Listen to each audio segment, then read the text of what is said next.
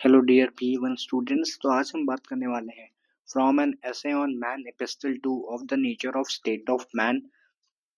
हम जो लाइन देखेंगे वो होगी लाइन नंबर 130, 1 से लेके 30 तक।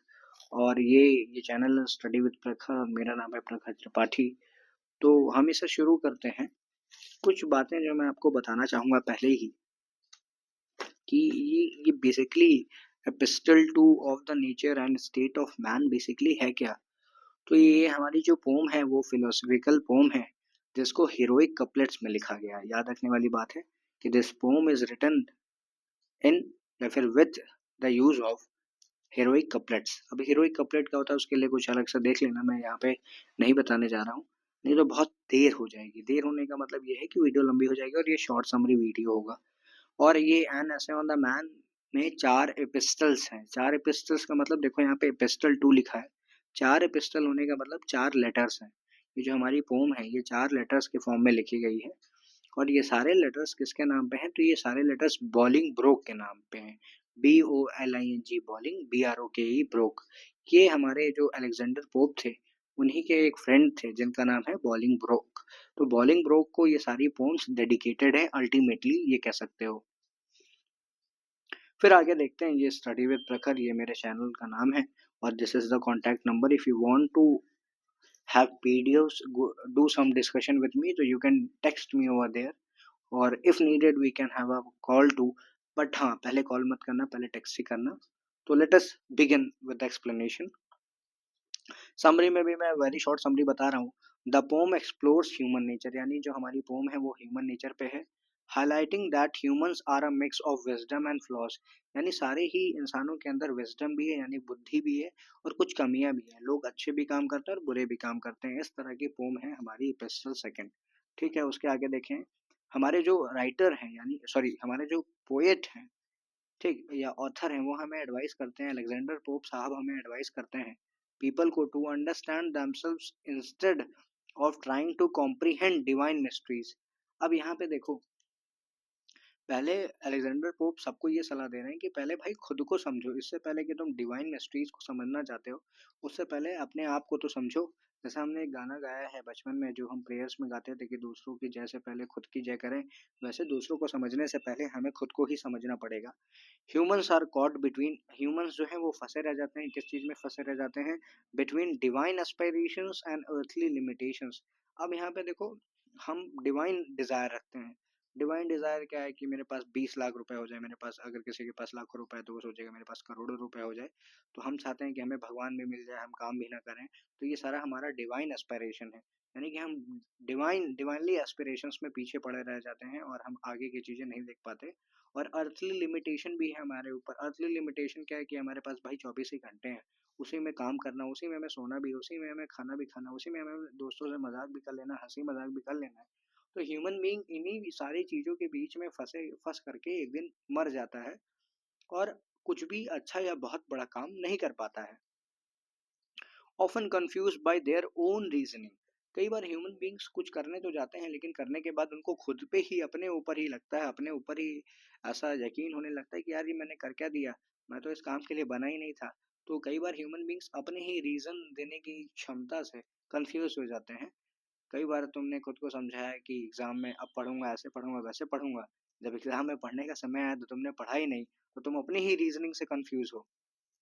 डिस्पाइट साइंटिफिक एडवांसमेंट, जैसे जैसे साइंटिफिक एडवांसमेंट होती जा रही है, humans remain ignorant of the ultimate truth and must accept their limitations with humility. अब यहाँ पे देखो, जैसे जैसे साइंटिफिक एडवांसमेंट हो रही है ह्यूमन बींग्स को ये लगता है कि हमें सब कुछ मालूम है, हमें सब कुछ नहीं मालूम है। हमें ये नहीं मालूम कि ब्लैक होल के बीच में क्या है, हमें ये नहीं मालूम यूनिवर्स कितना बड़ा है, हमें ये नहीं मालूम कि यूनिवर्स में किस तरह की एंटिटीज रहती हैं, हमें ये भी नहीं मालूम कि क्या कहीं और बाहर जीवन जीवन है भी या नहीं है। हमें ये खुद भी नहीं मालूम है कि अगर हम कब जिएंगे, कब मर जाएंगे, या हमारे साथ कब क्या हो जाएगा। तो ये हमारी लिमिटेशन है, यही अर्थली ट्रुथ है। और इसी अर्थली ट्रुथ को ये जो हमारे अलेक्जेंडर पोप हैं वही एक्सेप्ट करने को कह रहे हैं। और ये बॉलिंग ब्रोक, BOLING BROKE को उन्होंने ये एपिस्टल 1 2 3 4 डेडिकेट किया है। और एपिस्टल सेकंड से लाइन नंबर 1 to 30 हम पढ़ रहे हैं और ये उसका शॉर्ट समरी था। इसको आप एक्सेजरेट करके एग्जाम में लिख सकते हैं। की थीम्स देखो तो ह्यूमन लिमिटेशंस के बारे में बात की है उसके बाद वैनिटी ऑफ नॉलेज की बात की है, उसके बाद पैराडॉक्स ऑफ ह्यूमन नेचर की बात की है। तो 3 की थीम्स हैं।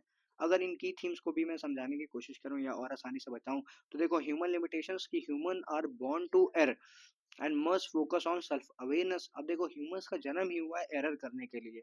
ह्यूमंस का जन्म ही हुआ है कुछ उल्टी उल्टी सीधी चीजें हरकतें कर करके एक्सपेरिमेंट कर करके सीखने के लिए। लेकिन हमें क्या करना चाहिए, इन उल्टी सीधी हरकतों को कम करना चाहिए और अपने ऊपर काम ज्यादा करना चाहिए, यानी सेल्फ अवेयरनेस पे काम ज्यादा करना चाहिए। डिस्पाइट साइंटिफिक प्रोग्रेस, यानी इतना सारा साइंटिफिक प्रोग्रेस के होने के बाद भी humans can not grasp divine wisdom. अब देखो यार, इतना सारा प्रोग्रेस हो रहा है, साइंस ये ला रहा है, साइंस वो ला रहा है, हमारे पास अब ऐसा फोन ला दिया, मेरे पास ऐसा फोन हो गया कि जिससे मैं सारे पीडीएफ बना करके अपलोड कर दे रहा हूँ। लेकिन क्या मैं डिवाइन नॉलेज पा सकता हूँ? तो नहीं पा सकता हूँ। उसके लिए मुझे ये सारी दुनिया छोड़नी पड़ेगी, किसी जंगल में जाके तपस्या करनी पड़ेगी, तभी मुझे डिवाइन विजडम मिलेगी।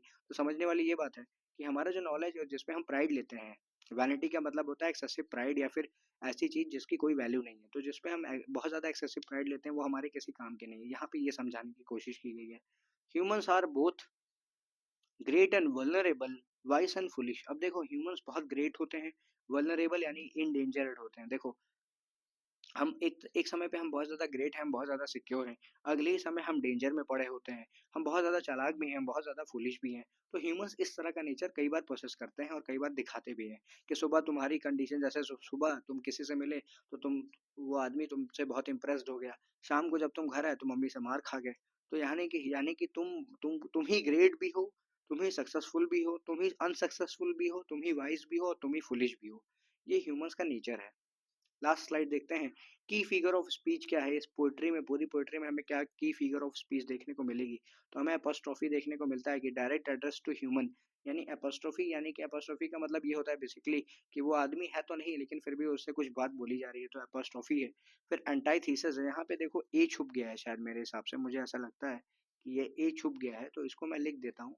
सॉरी फॉर दिस, अगली बार से मैं अगर इसका ध्यान रखूंगा। अगर ए छुपा है तो कोई बात नहीं, लेकिन मुझे वीडियो में नहीं दिख रहा है इसलिए मैं लिख देता हूँ। तो ये एंटाइथीसिस है, जब आप किसी चीज को कंपेयर करते हैं और बीच में कंजक्शन लगा लेते हैं, बिफोर, ऑफ, एंड, ये सारी चीजें लगा लेते हैं, तो ये एंटाइथीसिस हो जाता है। तो यहाँ पे कॉन्ट्रास्टिंग आइडियाज की बात हो रही है। कॉन्ट्रास्टिंग आइडियाज यानी कि ऐसे आइडियाज जो बिल्कुल आपस में उल्टे फुलटे हैं, यानी बिल्कुल ही अलग है। गॉड और बीस्ट, जैसे भगवान और जानवर। फिर एक्ट एंड रेस्ट, आराम करना और काम करना। आयरनी क्या है? Critic of human arrogance. देखो आयरनी ये है कि हम लोग खुद को बहुत ज़्यादा ज्ञानी समझते हैं, लेकिन सच में देखा जाए तो हमारे पास डिवाइन नॉलेज तो है ही नहीं है। और डिवाइन नॉलेज ही सबसे बड़ी नॉलेज होती है। तो हमारे पास नॉलेज है भी और नॉलेज नहीं भी है। मेटाफर क्या है कि लाइफ अस्थमस है। इस्थमस दो दो बड़ी ज्योग्राफिकल बॉडी हैं, बड़ी दो बड़े ज्योग्राफिकल लैंडमास हैं और उनके बीच में आने जाने के लिए जो रास्ता होता है। मैंने एक इस पे शॉर्ट वीडियो भी अपलोड कर रखा है कि व्हाट इज इस्थमस, जाके देख लेना। लेकिन मैं बता दे रहा हूँ, जैसे पॉइंट मैं यहाँ समझा देता हूँ कि कोई पॉइंट ए है और कोई पॉइंट बी है, ये दोनों बॉडी है और इनके बीच में कोई पतला और सकरा रास्ता है, इसी को इस्थमस बोलते हैं। ठीक है, तो इस्थमस क्या है? देखो life as an isthmus, life एक इस्थमस है, यानी हम मिडिल स्टेट पे हैं। ना हमें कोई बहुत ज़्यादा चीज़ें मालूम है, ना हमें बहुत कम चीज़ें मालूम है, हम बीच वाले आदमी हैं। लेकिन हम समझते क्या है कि हमें बहुत ज़्यादा चीज़ें मालूम है। पैराडॉक्स क्या है कि humans are born but to die. हमारा हमारा जीवन जो है, हम पैदा ही इसलिए हुए हैं कि हमारी एक एक समय के बाद डेथ हो जाए। तो हाँ, यही लाइफ का पैराडॉक्स है कि हम सबका जो जीवन है वो इसी वजह से है कि एक दिन हमें मरना है। यही पैराडॉक्स है। पैराडॉक्स क्या होता है? पैराडॉक्स एक ऐसी लिटरेरी डिवाइस है, जब आप सरफेस पे कोई चीज़ को देखेंगे तो आपको लगेगा कि वो चीज़ एग्जिस्ट नहीं करती। लेकिन जब आप डिटेल में कोई चीज़ को देखने लगेंगे तो अच्छा लगेगा। अच्छा, शुरू में तो मैंने देखा था तो लग रहा था कि ये चीज़ एग्जिस्ट नहीं करती, लेकिन जब मैंने डिटेल में देखा तो आप देखेंगे कि हाँ, ये तो सच में एग्जिस्ट करती है। तो क्लिनेथ ब्रूक्स का एन ऐसे ऑन ये एन ऐसे ऑन पैराडॉक्स भी है, या फिर एक ऐसे है on the language of paradox, तो उसको भी जाके तुम पढ़ सकते हो। वो भी मैंने अपने चैनल पे पढ़ा रखा है, पैराडॉक्स क्या है, वहाँ पे तुमको सारी चीज़ें पता चल जाएगी। लेकिन अगर ह्यूमन बीइंग का देखा जाए तो ह्यूमन बीइंग्स का जो नेचर है वो इसी तरीके का है कि उनका जन्म ही हुआ है उनके मरने के लिए। अब बताओ, कोई जब जन्म लेता है तो ये थोड़ी ना सोचता है कि मैं मर ही जाऊंगा, वो ये सोचता है कि मैं तो जीवन भर फूलूंगा फलूंगा और अपना सारा काम करूंगा। Thank you for watching. Make sure मेरे चैनल को आप सब्सक्राइब करें और मुझे हेल्प करें 500 सब्सक्राइबर्स रीच करने के लिए। अगर मैं ये कर पाता हूँ तो मैं BA2 का भी सिलेबस पूरा अपलोड कर दूंगा और इसी तरह की अट्रैक्टिव स्लाइड्स के साथ। और आप चाहें तो इन सबका स्क्रीनशॉट्स भी ले सकते हैं। देखो ये कितना, it is beautiful, it is looking beautiful. Underline होने के बाद ये और भी अच्छा लग रहा है, तो तुम चाहो तो इन सबके स्क्रीनशॉट्स भी ले सकते हो। Thank you for watching.